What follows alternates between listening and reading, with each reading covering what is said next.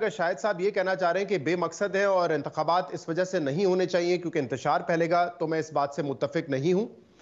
ये बात दुरुस्त है कि इलेक्शंस जो हैं वो ऑल इंक्लूसिव होने चाहिए और हमेशा होने चाहिए, ना सिर्फ ये जो माजी में गलतियां की वो भी गलत था। ऑल इंक्लूसिव होंगे तो इस बात के इम्कानात ज्यादा है कि इस्तेकाम आएगा।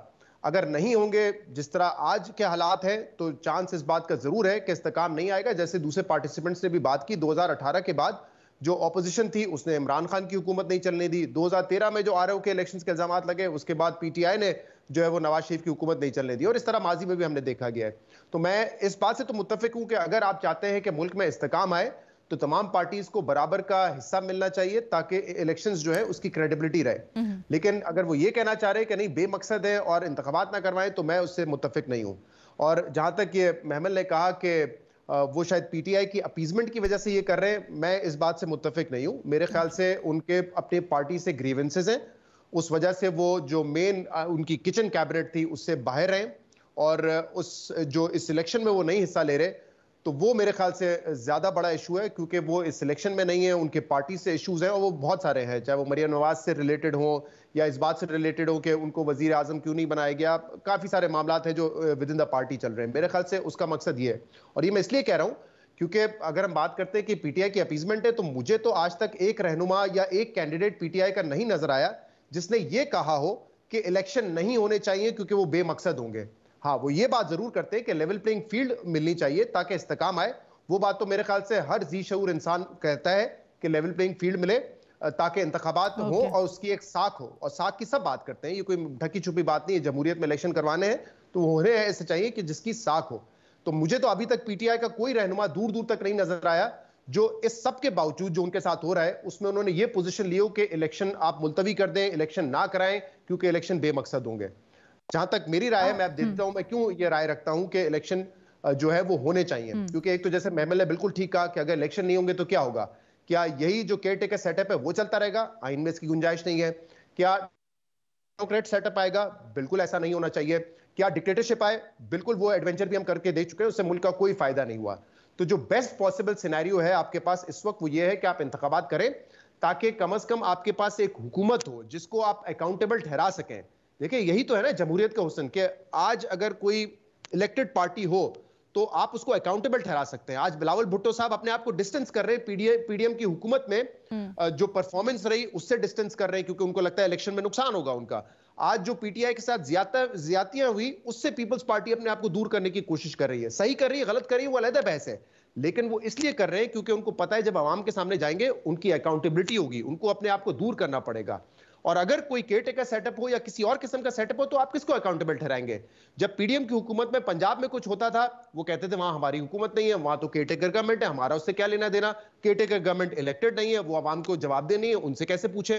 खैबर पख्तूनख्वा में कुछ होता था वो कहते थे वहां हमारी हुकूमत नहीं है, वहां पे भी एक केयरटेकर गवर्नमेंट है, वहां पे आप किसको जवाब दे करेंगे, वो तो टेम्परेरी आए हुए।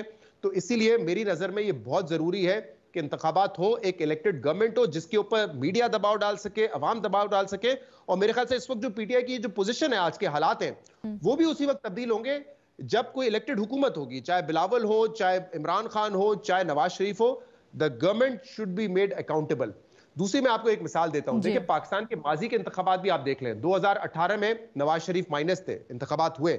2013 में पीपल्स पार्टी एएनपी को कैंपेन करने की इजाजत नहीं थी, इलेक्शंस हुए, उन इलेक्शंस को आरओ का इलेक्शन कहा गया लेकिन फिर भी इलेक्शन हुए। 2008 में मोहतरमा बेनजीर भुट्टो को असैसिनेट किया गया, शहीद किया गया, फिर भी इलेक्शन हुए।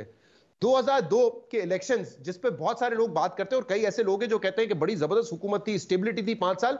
2002 के इलेक्शंस में नवाज शरीफ मुल्क से बाहर थे, मोहतरमा बेनजीर भुट्टो बाहर थी, लेकिन फिर भी लोगों ने कहा इलेक्शन करवाओ, तो इलेक्शन हुए, धांधली हुई, सब कुछ हुआ, किंग्स पार्टी बनी, लेकिन इलेक्शन हुए। तो पाकिस्तान की तारीख में ऐसे बहुत सारे मौके आए हैं जहां आपने मेन लीडरशिप को बाहर किया है और इलेक्शन करवाए। ये बड़ा अनफॉर्चुनेट है, इस पर कोई फख्र की बात नहीं है ना, इसको आज के हालात के लिए जस्टिफाई करने के लिए इस्तेमाल किया जाता है। आज तो मेरे ख्याल से उससे हम तजावुज कर चुके हैं, और मैं बार बार कह चुका हूं कि हम हर गुजरते वक्त के साथ हदें पार कर रहे हैं। अब हमने लीडर को बाहर नहीं किया, लीडर के साथ साथ उसकी पूरी पार्टी को बाहर कर दिया है सिंबल लेके। तो मेरे ख्याल से बहुत अनफॉर्चुनेट है, गलत है, लेकिन माजी में भी इस तरह के इलेक्शन हुए, तो मेरे ख्याल से इलेक्शन होना बहुत जरूरी है। एक और बात ये जो हो रही थी 90 की पॉलिटिक्स की, मैं इसको मुकम्मल कर लूं। मैं ये बड़ी अच्छी बात है, वीडियो मैंने भी देखी है, लेकिन वो 93 की वीडियो जब मोहतरमा दूसरी दफा मोहतरमा बेनजीर भुट्टो दूसरी दफा प्राइम मिनिस्टर बनी थी।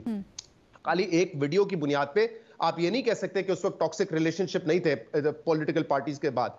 उसके बाद जब नवाज शरीफ की हुकूमत आई, जरा पूछे ना उस वक्त मोहतरमा बेनजीर भुट्टो के साथ क्या हुआ था। उनको सेल्फ एग्जाइल में जाना पड़ा था एक जमहूरी दौर में। आसिफ अली जरदारी को जेल में रहना पड़ा, उनकी जबान काटी गई, ये जमहूरी दौर में उनको जेल हुई थी। तो एक दो तस्वीर या वीडियोस देख के आप ये नहीं कह सकते कि टॉक्सिक रिलेशनशिप नहीं थे। उस वक्त भी बहुत टॉक्सिक पॉलिटिक्स थी। मोहतरमा बेनजीर भुट्टो की कैरेक्टर असैसिनेशन जिस तरीके से की गई थी, आज का अगर वो सोशल मीडिया का दौर होता आपको शायद वो और ब्लो होकर नजर आती चीजें। तो शायद हमारे पास क्योंकि सोशल मीडिया नहीं था, वो आर्काइव सबके पास नहीं है, तो उस वक्त की पॉलिटिक्स भी खास तौर पे जब सेकंड टर्म स्टार्ट हुआ था मियां मोहम्मद नवाज शरीफ का, बहुत ज्यादा टॉक्सिक पॉलिटिक्स थी। तो ये कहना कि उस वक्त रवादारी थी कुछ हद तक होगी 93 तक, लेकिन जब दूसरी मर्तबा नवाज शरीफ साहब बने तो उस वक्त तो वो चाहते थे कि अमीरुल मोमिनीन बने। और बेनजीर भुट्टो ने, जो कि हमेशा जमहूरियत के लिए लड़ती रही, उन्होंने परवेज मुशर्रफ की हुकूमत को इसलिए एंडोर्स किया क्योंकि जो उस वक्त नवाज शरीफ की हुकूमत थी वो भी किसी डिक्टेटर से कम नहीं थी, इसलिए शायद वो कहना पड़ा। गलत कहा उन्होंने, नहीं कहना चाहिए था, लेकिन इससे ये पता चलता है एक जमहूरी लीडर उन हालात में था उस वक्त, वो खुद एग्जाइल में थी, शौहर उनका जो है वो जेल में है, उनको ये कहना पड़ा कि परवेज मुशर्रफ आ जाए तो he will be better than Nawaz Sharif. ये हालात थे उस वक्त के।